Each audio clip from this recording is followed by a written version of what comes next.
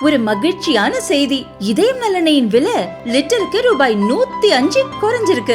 September 2023ல 1 litre இதயம் நல்லெண்ணெயின் அதிகபட்ச விலை ரூபாய் 503. ஆனா இப்ப 1 லிட்டர் இதயம் நல்லெண்ணெயின் விலை ரூபாய் 398 மட்டும்தான் தமிழ்நாட்டுல. அப்ப இனிமே எல்லாரும் இதயம் நல்லெண்ணெய் வாங்கலாம் இல்ல? சகோதரர் திரு ஆர் ரமேஷ்குமார் அவர்களே, இங்கே சிறப்பு அழைப்பாளராக வருகிறது. காலத்தினுடைய நேரம் கருதி சுருக்கமான கருத்துக்களை வழங்கி அமர்ந்திருக்கின்ற பெருந்தலைவர் மக்கள் கட்சியுடைய தலைவர் மரியாதைக்குரிய திரு என்.ஆர். தனபாலன் அவர்களே, தமிழ்நாடு அனைத்து வணிகர் சங்கன் பேரவையின் மாநில நிர்வாகிகளே, மாவட்ட தலைவர்களே, அனைத்து வணிக சங்க பெருமக்களே, இந்த சிறப்பான நிகழ்ச்சியிலே வருகிறது சிறப்பித்துக் கொண்டிருக்கின்ற முன்னாள் அமைச்சர் அருமை சகோதரர் திரு ப. பெஞ்சமின் அவர்களே, முன்னாள் அமைச்சர் மரியாதைக்குரிய அண்ணன் திரு டி.கே.எம். சின்னையா அவர்களே, முன்னாள் அமைச்சர் சகோதரர் மாபா பாண்டியராஜன் அவர்களே, முன்னாள் அமைச்சர் அறிவிச்சர் எஸ். பி. சண்முகநாதன் அவர்களே, முன்னாள் அமைச்சர் சகோதரர் சோமசுந்தரம் அவர்களே, நிகழ்ச்சியிலே கலந்து கொண்டு சிறப்பித்துக் கொண்டிருக்கின்ற முன்னாள் நாடாளுமன்ற உறுப்பினர் மாவட்ட கழகத்துடைய செயலாளர் அருமை சகோதரர் திரு செட்லப்பாக்கம் சி. ராஜேந்திரன் அவர்களே, நிகழ்ச்சியிலே பங்கு பெற்றிருக்கின்ற மாவட்ட கழக செயலாளர் அறிவிச்சார் திருக்கழுக்குன்றம் ஆறுமுகம் அவர்களே, சட்டப்பேரவை சகோதரி திருமதி மரகதம் குமரவேல் அவர்களே, முன்னாள் சட்டப்பேரவை அருமை சகோதரர் தன்சிங் அவர்களே, முன்னாள் எம்எல்ஏ சகோதரி திருமதி கணித சம்பத் அவர்களே,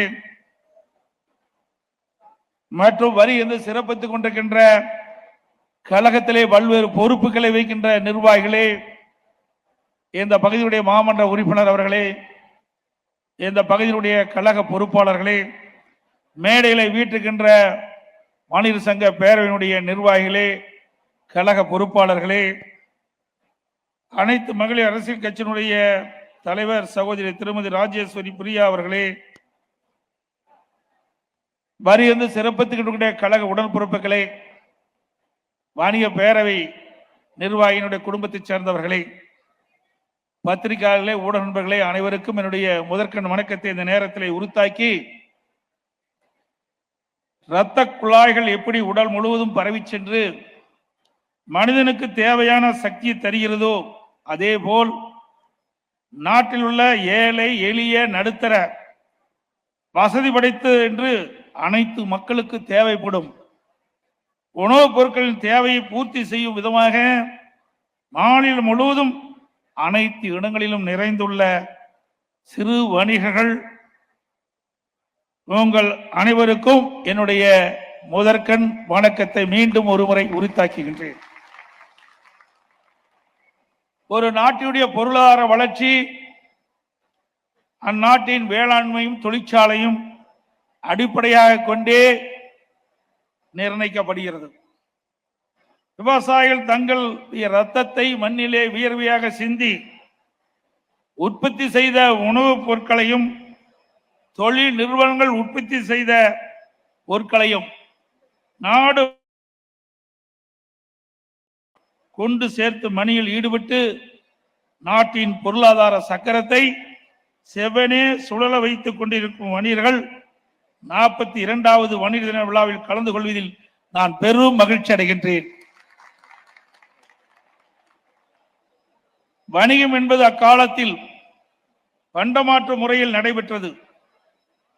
நமது முன்னோர்கள் கிரேக்கம், ரோமாபுரி, அரபு நாடுகள், சீனா மற்றும் தென்கிழக்கு ஆசிய நாடுகள் போன்ற உலக நாடுகளில் வியாபாரம் செய்துவதை சங்க இலக்கியங்களிலும் வரலாற்று பதிவுகளிலும் செப்பேடுகளிலும் இருப்பதை நாம் அறிவோம். இதனால் தமிழக வணிகரின் புகழ் உலகெங்கும் பரவி இருந்தது.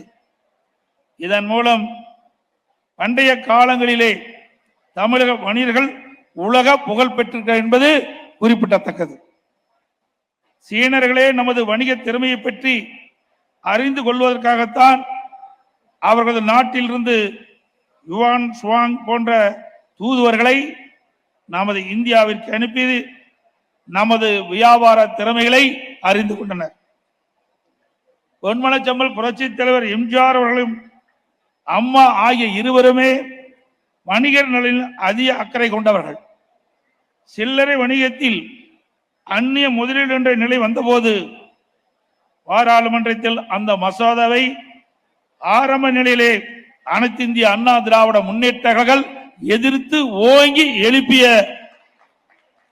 அண்ணா திமுக.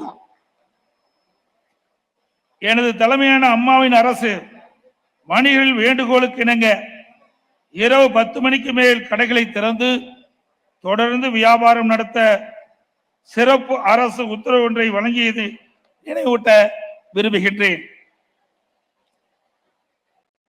மாண்புமிகு அம்மாவும் அனைத்து இந்திய அண்ணா திராவிட முன்னேற்ற கழக நாடாளுமன்றத்தில் சில்லறை வணிகத்தில் அந்நிய முதலீடு விவகாரத்தில் எதிர்ப்பு தெரிவிக்குமால் விட்டிருந்தால் தமிழ்நாட்டில் உள்ள லட்சம் சிறு வணிகர்கள் கடுமையாக பாதிக்கப்பட்டிருக்கும் நிலை உருவாகியிருக்கும். இன்று வணிகர்களின் காவலாக தன்னை காட்டிக்கொள்ளும் திராவிட முன்னேற்ற கழகம் அன்று மத்திய காங்கிரஸ் அரசுக்கு ஆதரவாக நாடாளுமன்றத்தில் இரு அவைகளிலும் சிறு வணிகத்தில் அந்நிய முதலீடு மசோதா வாக்கெடுப்பு வந்தபோது அந்நிய முதலீட்டுக்கு ஆதரவு தந்தது திராவிட முன்னேற்ற கழகம் வாக்களித்தது. வணிகர் சமூகம் ஒருபோதும் மறக்காதவர்களை மன்னிக்காது. தமிழகத்தில் உள்ள அனைத்து வணிகர்களும் ஒற்றுமையாக செயல்பட்டால் சிறு வணிகத்தில் கார்ப்பரேட் கம்பெனிகள் ஆதிக்கத்தை கட்டுப்படுத்த முடியும். முக்கியமாக அந்நிய பன்னாட்டு நிறுவனங்கள் எந்த ரூபத்தில் தமிழகத்தில் வந்தாலும் அதை தடுப்பதற்கு அனைத்து இந்திய அண்ணா திராவிட முன்னேற்ற கழகம் உங்களுக்கு துணை நிற்கும். மாண்புமிகு அம்மாவின் அரசு வணிகர்களின் நலனுக்காக செய்த நடவடிக்கைகள் சிலவற்றை இந்த நேரத்திலே சுட்டிக்காட்டுவது பொருத்தமாக இருக்கும் என்று நான் கருதுகின்றேன். தமிழகத்தை சார்ந்த சில முக்கியத்துவம் வாய்ந்த சரக்குகள் மற்றும் சேவைகள் மீதான வரி விலக்கு, வரி குறைப்பு மேற்கொள்வது தொடர்பான கருத்துக்கள் சரக்குகள் மற்றும் சேவைகள் மன்றத்தில் முன் வைக்கப்பட்டது. சரக்குகள் மற்றும் சேவைகள் வரிமன்ற கூட்டங்களில் ஜிஎஸ்டி போது அம்மாவின் அரசு மேற்கொள்ளப்பட்ட சீரிய முயற்சியின் விளைவாக 39 சரக்கு மற்றும் 11 சேவைகள் மீதான வரி விலக்கு, வரி குறைப்பு அளிக்கப்பட்டது. ஜிஎஸ்டி வரி மற்றும் அத்துறையின் மென்பொருள் பயன்பாடு சம்பந்தமாக வரி செலுத்துவோருக்கு உதவுவதற்காக 24 மணி நேரம் இயங்கக்கூடிய ஹெல்ப் டெஸ்க் அம்மாவின் அரசால் அமைக்கப்பட்டு இன்றும் சிறப்பாக செயல்பட்டு வருகிறது. கொரோனா நோய் தொற்று காலத்தில் முழு அடைப்பின் போது வணிகர் நலன் காக்க வணிக நல வாரிய உறுப்பினர்களுக்கு ரூபாய் 2000 வழங்கப்பட்டது. மாநகராட்சி சார்பில் பொருட்கள் விற்பனை செய்ய, தள்ளு வண்டிகள், அத்தியாவசிய பொருட்களை விற்பனை செய்ய தமிழகம் முழுவதும் ஆயிரக்கணக்கான வணிகர்களுக்கு உரிமம் வழங்கப்பட்டது. இக்காலகட்டத்தில் வணிகர்கள் முன்கள பணியாளர்களாக அரசுக்கு முழு ஒத்துழைப்பு வழங்கியதை இப்போது நினைவு கூர்ந்து எனது நன்றியினை வணிக பெருமக்களுக்கு தெரிவித்துக் கொள்கின்றேன். இந்த ஆண்டு 42வது வணிகர் தின விழா வணிகம் பாதுகாப்பு மாநாடாக நீங்கள் நடத்துவதாக விழா அழைப்பதில் அச்சடிக்கப்பட்டிருக்கின்றது. இந்த ஆட்சியில் வணிகருக்கு மட்டுமல்ல யாருக்கு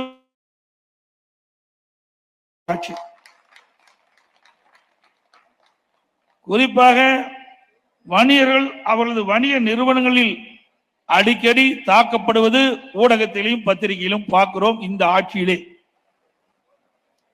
குறிப்பாக இந்த தாக்கப்படுகின்ற சம்பவம் எதனால் ஏற்படுகிறது என்று பார்க்கின்ற பொழுது கஞ்சா போதை அந்த கும்பலால் இந்த வன்முறை ஏற்படுகின்றது.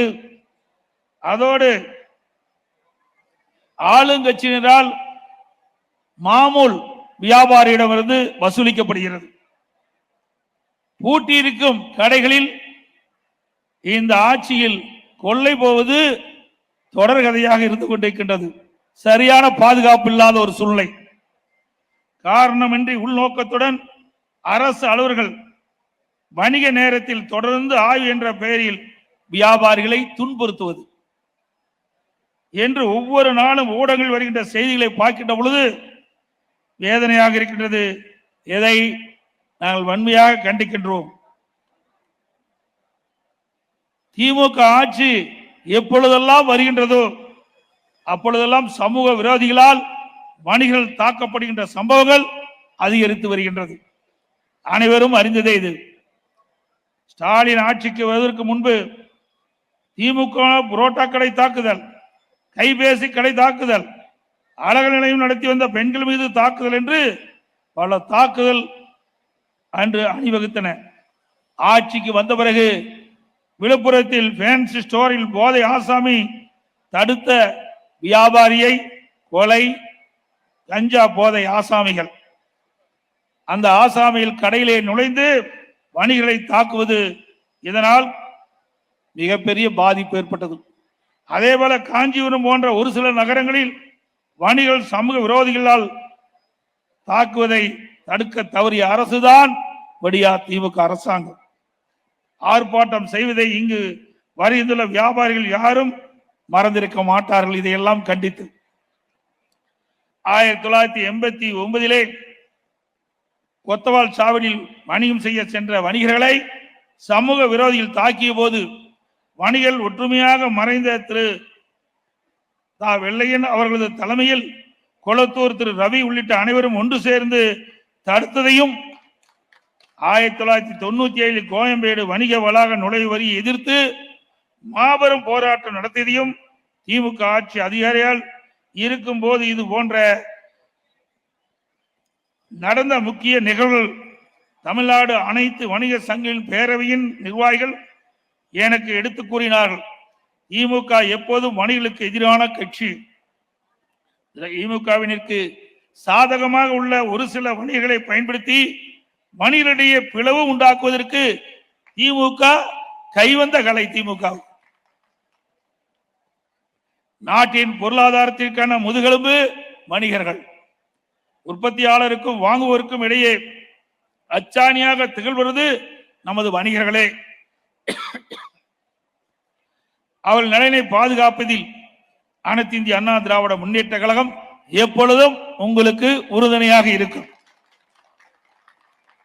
சிறிய தேநீர் விடுதி, அடகு கடைகள், சிற்றுண்டு சாலைகள் போன்ற வியாபாரங்கள் தொழில் செய்வர்களுக்கு முழு அளவில் காவல் மற்றும் சட்ட பாதுகாப்பு வழங்கிட வேண்டும் என்று இங்கே வியாபாரிகள் இடத்திலே தெரிவித்தார்கள்.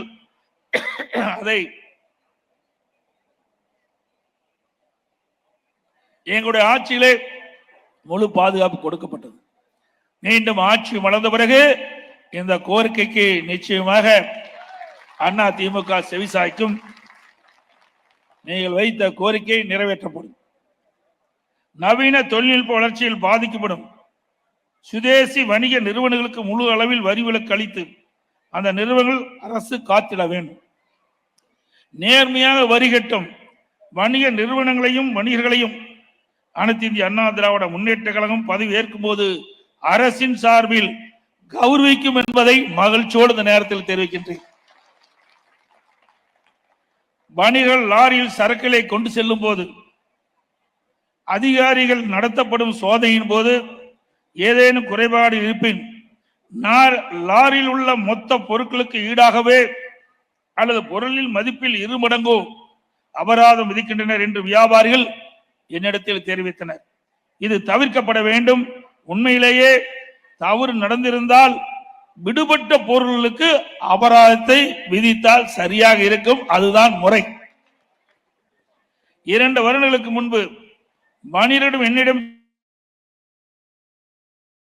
வணிக வரி அதிகாரிகள் ஏதேனும் ஒரு கடைக்கு சென்று டெஸ்ட் பர்ச்சேஸ் என்று சொல்லி அந்த கடைக்காரர்களுக்கு அதிகமான அபராதம் விதிப்பது ஏற்றுக்கொள்ள முடியவில்லை. அதை நான் சட்டமன்றத்திலே நான் பேசினேன்.